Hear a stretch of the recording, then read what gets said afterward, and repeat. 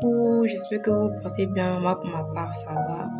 J'avais envie de partager avec vous un verset qui m'a beaucoup touché, un verset qui m'a permis de me rapprocher de Christ en quelque sorte. Ce texte-là vient de 1 Corinthiens 15, le verset 9 à 11. Voilà. Je lis la parole de Dieu avec douceur et amour.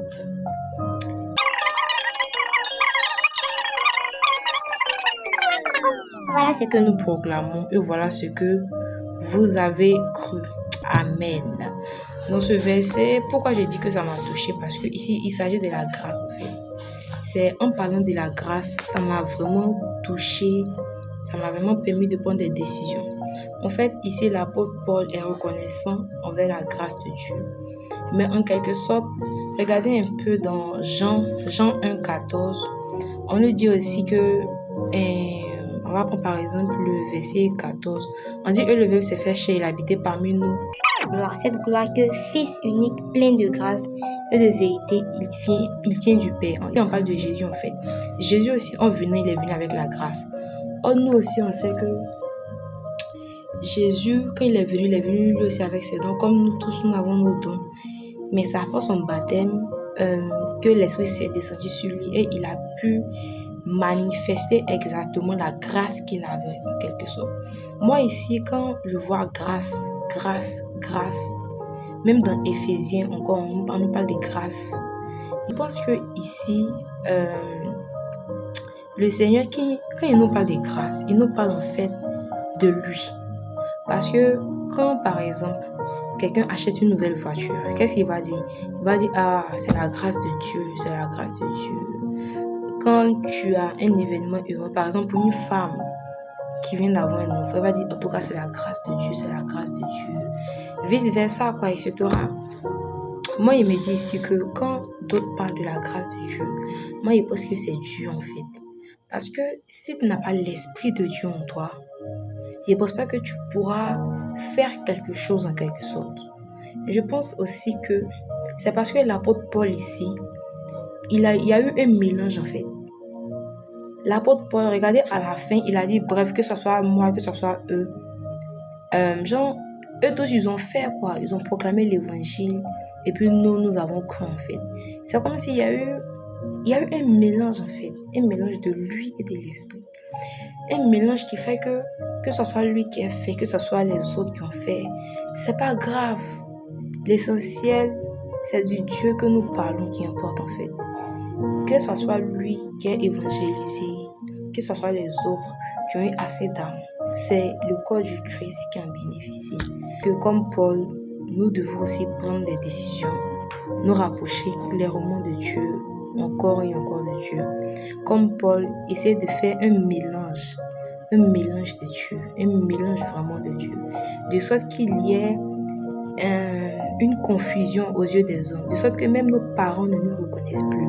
Pourquoi je dis ça? Parce que quand il y a un mélange de toi et de l'esprit, quand tu t'exprimes en fait, on n'arrive plus à discerner si c'est toi qui parles ou si c'est l'esprit de Dieu en toi qui parle en fait. Moi, j'aimerais vraiment vous inciter à vraiment, si je peux le dire ainsi, à vraiment marcher avec le Christ, à vraiment pousser encore plus loin pour ceux qui sont déjà ancrés en Christ, de faire un mélange de nous et de l'esprit, de faire comme l'apôtre Paul. Parce que quand on regarde les livres que l'apôtre Paul a écrits, non mais un être humain ne peut pas écrire ça. Soyons vrais, soyons réalistes. Un être humain ne peut pas écrire ça. Regardez un peu même les psaumes de David. Un être humain ne peut pas écrire ça.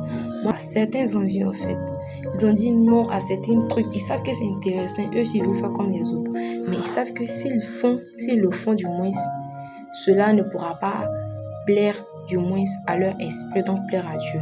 Ils ont fait de sorte que tout ce qu'ils font soit en accord avec Christ en fait. Et c'est pas si vous me suivez. Donc moi, j'aimerais vraiment inciter quelqu'un à vraiment se rapprocher de Dieu, à vraiment s'abandonner encore à Christ, à vraiment pousser encore plus loin, de chercher à faire un mélange de lui et de l'esprit comme l'apôtre Paul. Moi, je pense que un mélange de lui et de l'esprit qui fait qu'on ne peut plus discerner.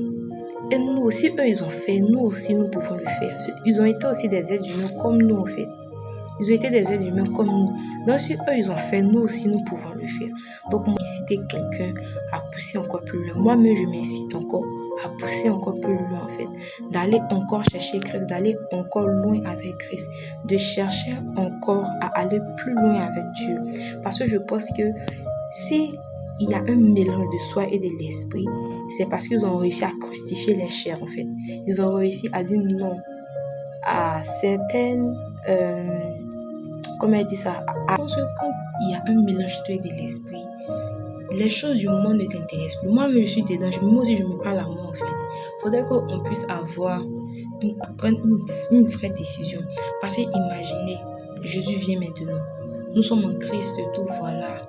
Mais tout n'est pas vraiment parfait, en fait. Il faudrait qu'on fasse de sorte que nous ne soyons pas dans ce groupe où il nous dira qu'il ne nous connaît pas, en fait. C'est ça notre plus grande crainte, en fait. Il faudrait vraiment faire de sorte que nous soyons toujours dans le chemin que le Seigneur a prévu pour nous, en fait. Il faudrait toujours être là où le Seigneur veut et d'éviter tout ce qui sera une occasion de chute pour nous.